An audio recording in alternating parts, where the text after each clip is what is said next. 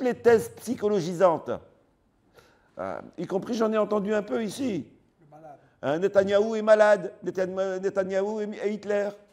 Mais Hitler, même lui était quelqu'un qui fonctionnait sur la base d'une logique économique. Même lui était soutenu par des grands capitaux. Même, on le sait aujourd'hui. Même lui était au service d'un certain nombre d'intérêts. Ça n'était pas un fou qui se réveillait le matin et qui faisait cela. Il était dans une logique globale, comme aujourd'hui Netanyahou est dans une logique globale. Et donc la question c'est, qui décide de cette logique? Est-ce Netanyahou qui décide de sa logique? La bonne image pour moi, c'est de considérer que le scénario est écrit à Washington et qu'un détail du script peut être écrit à Tel Aviv.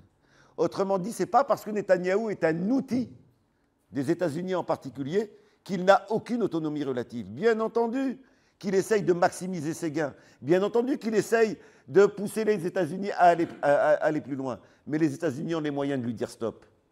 Et quand ils ne lui disent pas, c'est qu'ils ont intérêt à ne pas lui dire.